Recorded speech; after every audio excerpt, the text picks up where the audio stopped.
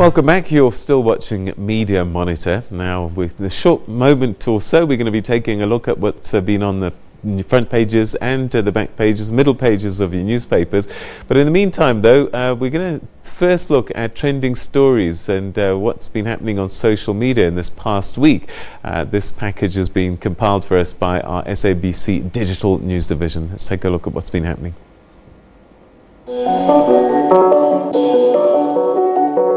Starting off with politics. The Economic Freedom Fighters and the Congress of Traditional Leaders of South Africa say they're in agreement that Section 25 of the Constitution, which deals with the right of property ownership, should be amended. This as Parliament's Constitutional Review Committee is holding countrywide public hearings into whether the section should be amended. The Democratic Alliance says the plan by government to attempt to amend the Constitution will chase away investors. However, King of Amazulu, Goodwill Zwelithini, has said government should back off from the land issue. The King strongly warned that he would go to the Constitutional Court of the Inyoma Trust issue if the need arises. Thousands of pensioners were sent back home this week after their pensions were not paid out. After being told that their accounts had insufficient funds for withdrawal at ATMs, social grant recipients in Tadila Malomo and Disaning villages on the outskirts of Mahikeng in the northwest took employees of the South African Social Security Agency hostage. They released them later in the day. SASSA says the non-payment was due to a technical glitch.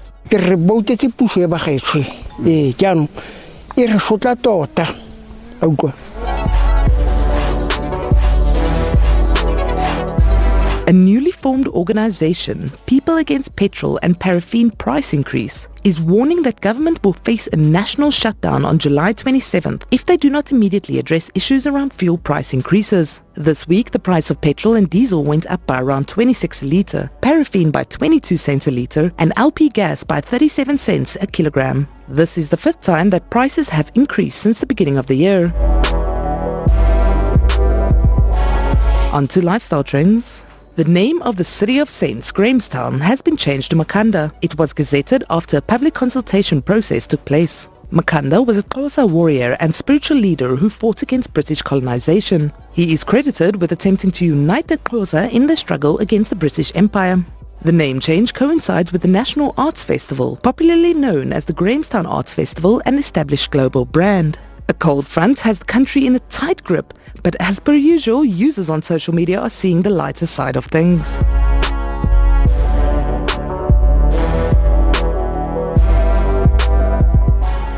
According to the SA Weather Services, the current cold front is just the beginning. And finally, government calls on all men to join the 100-men march on Tuesday in Pretoria and boldly declare that violence against women and children will not be tolerated. The march will start at 10 a.m. at Church Square in the city, and the men will march to the union buildings.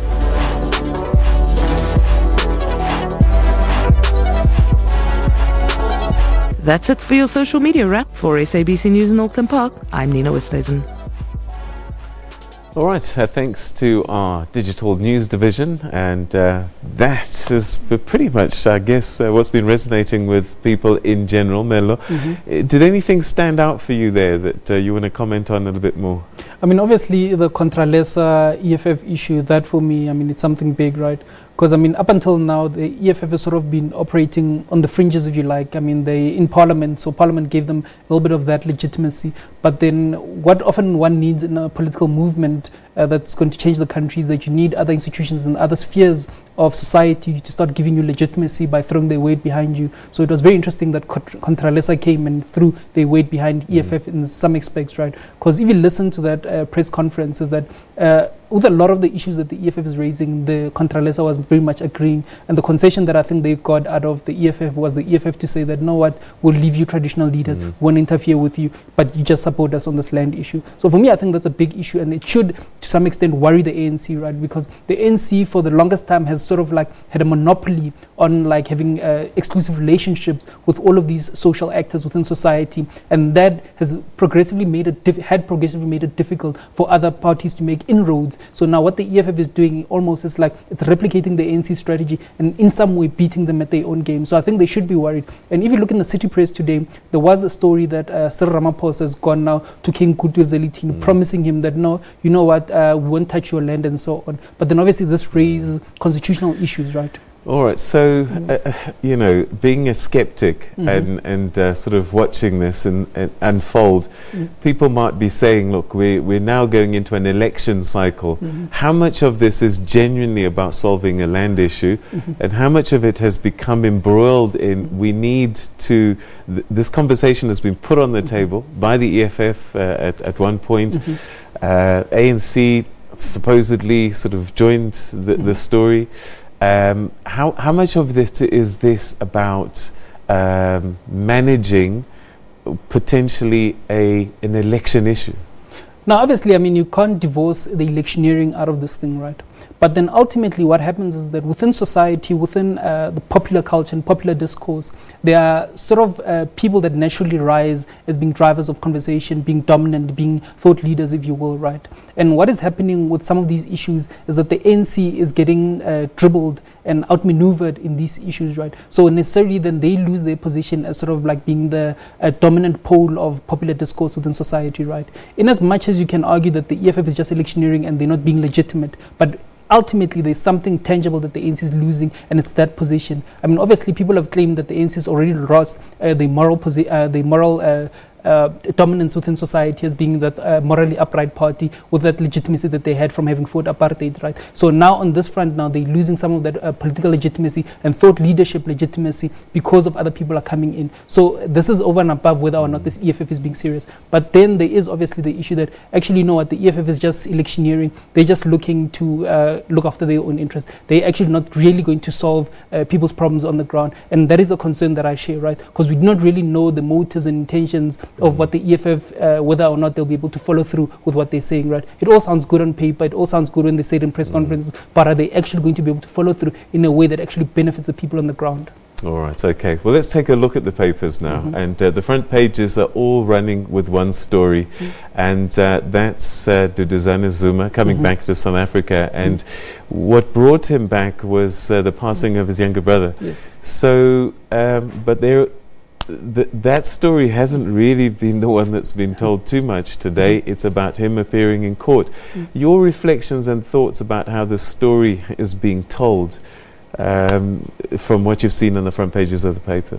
I mean, obviously there's two issues that Duduzane is facing, right? There's that car accident that happened a couple of years back where now he needs to go to the Randburg Magistrates Court. I think it's on Thursday, right? And then there's also this issue with the Specialized Crimes Unit where now there's this Gupta corruption where, like, I think the central issue around there is like them offering, or the alleged talk of SABC Jonas being offered a bribe in order to influence fiscal policy in government and so on, right? So I think those two issues are things that he'll have to face, and it's a bit unfortunate that he's come back to South Africa. Well, so it's a bit unfortunate that at this time, where the family is experiencing some sort of loss, there's a bit of pain that he has to now go and sort of like the chickens have come home to roost, right? So, but then ultimately, Duduzane is an adult. He made those decisions knowing full well that what was happening there. So he needs to go and answer whatever case, if there is a case for him to answer.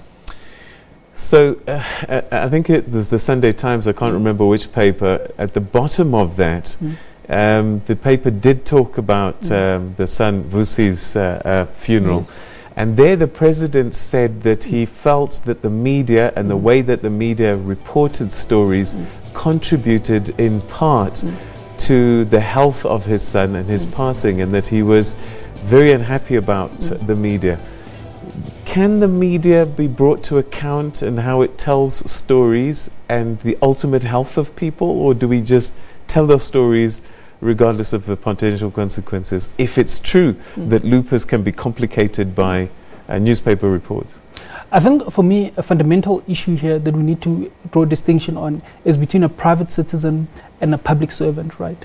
As a private citizen, if the media were to go on some sort of campaign against me, obviously that starts to impact my family, right? Because I did not sign up to be on public platforms. I did not sign up to be on newspaper covers each and every other Sunday, right? So there, for me, I'd sort of say that there's a case, and obviously that would also take my family in a bit of a surprising manner. It would cause them maybe health complications, stress, and so on, right? But as a public figure, The moment you step into that ring, the moment you step into that arena, there's certain considerations that you need to make as an individual. And one of those fundamental considerations is the impact that it has on your family, right? That's why you'll hear many times when people are resigning, they'll say, I'm resigning so that I can protect my family for personal reasons and so on, right? So the moment you step into that arena, that's the price that you have to pay, right? So you have to make sure that there's measures that you put into place in order to protect your family to that regard, right? So Zuma, I do not think that he went into this thing blindfolded. He knew what was happening. He knew what was at stake. So in as much as, well, the medical people can come and tell us whether stress can elevate symptoms of the autoimmune disease that is lupus or not, that is a separate issue. But then I think Zuma, as a parent, he knew going into this thing that there's certain risks and he needed to manage those. Do you think the media was unfair to former President Jacob Zuma to a point that we can take some blame for causing unnecessary discomfort? I mean, the issue of unfairness is a bit difficult to adjudicate, right? Precisely because our sort of like media landscape is an adversarial media landscape, right? So the media feels that they need to question everything that the public citizens do, and if there's a whiff of corruption, obviously they'll come like hound dogs at you, right? So from that adversarial aspect, right? So am I being unfair if I'm pushing my agenda to the 100% because the environment allows it, right? So I think you cannot really address questions of fairness or unfairness without necessarily addressing the broader architecture of our media landscape, which is very much adversarial. So the media, yes, they may have had an agenda, whether that agenda is by white monopoly capital or whoever that agenda is pushing that agenda. That agenda happens within the framework of an adversarial media landscape, and that's the framework that everybody signed up on. So once you know that you're going into a boxing ring and then what's going to happen is going to fight, you can't come back and say, no, this guy punched me too hard. But you knew that when you go into that ring, there's going to be punching that's going to happen. All right, so there was another story that interested you, and it's about a bank in Limpopo. Yeah, I mean, obviously this VBS story is very interesting because now there's claims of corruption and so on. So for me, the thing that interests me about this VBS story is this notion that has come up that we need to establish a black bank, right? And one of those conversations now have centered around the Post Bank being this supposedly black bank, right? And for me, I've been very much skeptical in terms of this establishment of black banks, right? Because I've asked the question, one, who's black? Like what constitutes being a black bank, right? That's the first question, right? And the second question, that in terms of the issues that black people have on the ground, would such a bank actually have an impact, right? And the fundamental question is that if you were to take all of these current banks at the moment and you were to staff them with black people, would there actually be any difference in terms of the way they conduct their operations, right? And I don't fundamentally think so, right? Because the thing that controls those banks is the institutional framework, which is the credit policy and how they advance loans to people, the risk framework within which they operate, how the Reserve Bank actually regulates those entities, right? So without changing the credit policies, the Reserve Bank regulation mechanism, you can create 50 million black banks, right? But it won't necessarily comply, it won't necessarily make a difference to the situation of people on the ground, right? So if you want to actually create a bank that's actually going to address issues that black people are facing on the ground, you need to look at those fundamental issues of what are the issues that people are facing on the ground. One, people cannot get loans because they do not have assets, right? And the reason people do not have assets, credit policy. Exactly, it's because of apartheid legacy, right? The other issue is that people cannot get business loans, right? Because people have not been in that sector because they've been previously excluded, right? So if you look at those two solutions, it does not necessarily speak to creating a retail bank, but there's a different financial instrument that you can do. So we're looking at it perhaps from the wrong lens. All right, we're going to take another quick break, and when we come back, copyright issues.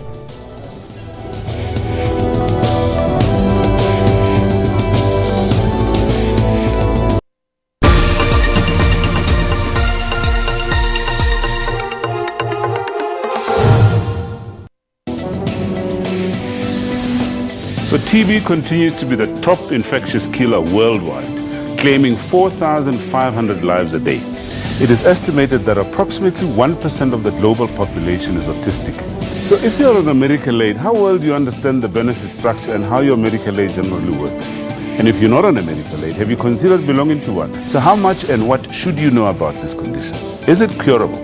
Can people living with epilepsy, for instance, play sport, drive cars, get employed? 7 million people around the world die annually as a result of tobacco use. For Health Tip, catch Health Talk every Saturday from 9 to 10. Shervin Bricebys, SABC News, New York. Paul Barber, SABC News, London. Tebo Mokobo, SABC Ufa go tswa mo Russia. Neha Punia, SABC News, Saharanpur in Uttar Pradesh in India.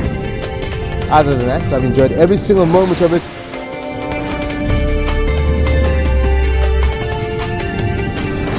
Tapwana Ngatani, SABC News, Soweto, Johannesburg.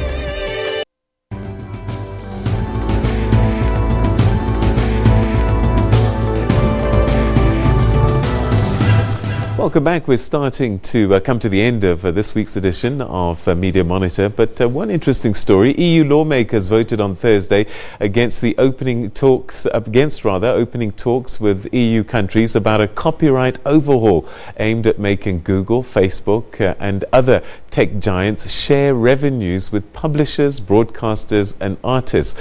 Now, the proposed rules would have put more responsibility on websites to check for copyright infringements and force platforms to pay for linking to news. The EU's proposed copyright reforms will now be debated again in September, giving policymakers more time to discuss and refine this crucial dossier. Again, Melo, this is an interesting thing where, social media kind of existed all by itself, and you can almost do whatever you want in there. You see people grab pictures and retweet them almost as if it's their picture. No one stops to think for a second, actually, that this is not my picture. I have no right to retweet this thing. And these websites allow it to happen. No, absolutely. I mean, like, the base of this is the controversial European Union copyright law, which they tried to push in, right? And that had two problematic clauses, right? There was Article 11, which was called the link tax, right? Which is precisely what you describe, in the sense that every time you link to somebody else's content, you need to channel some sort of revenue back to that individual, right? And there was Article 13, right? And Article 13 fundamentally also dealt with issues around copyright and the origination of issues, right? So for me, I think the issue that's critical here is that the internet, the way it functions, it relies fundamentally on people sharing content. The moment you start to put a burden on people now to start filtering out this type of content and that type of content, in some way you reduce some of the utility of the internet, right? And then this also provides a cost implication, right? So for example, a big company like Google can afford to put massive filters on YouTube and so on in order to test for whether or not the thing that you've posted on there is not from some copyrighted material, right? But what about all of these other small players in the industry, right? What about some small newspaper, some small aggregation website, right, that's functioning in some niche market, right? The moment you start putting that burden, fundamentally what you're doing is that you're destroying that person's business model, right? Because they cannot be able to afford the filters that they need to purchase in order to be able to run that thing, right? And then there's the other issue also, right? There's the issue of surveillance, perhaps, to some extent, right? Because what all of these filters mean then is that there needs to be these massive aggregators or massive providers of filtering services, right? That person then fundamentally is able to access everybody else's information, because it won't make sense to have 50 million different filter providers. Maybe you'll say, Google will say, okay, fine, we'll create a filter for everybody. You come buy a filter from us now. Now what that means is that you're giving Google basically the right now to be able to go and scan people's information and be able to filter whether or not it's copyrighted. That for me is a bit dodgy also. This one again is one of those problems where as much as we might want to police stuff anyway, once we went digital with the world, unfortunately a lot of these things are going to be almost impossible to stop. But a conversation that we certainly need to have and keep on having. Melo, we've run out of time, and this program always runs at the speed of how train, and we're going to have to say goodbye to our viewers. Thanks very much indeed for watching the show. Join us again at the same time next week, where we'll be monitoring the media again in a different way. Have a great rest of your weekend, everybody, and a wonderful week ahead.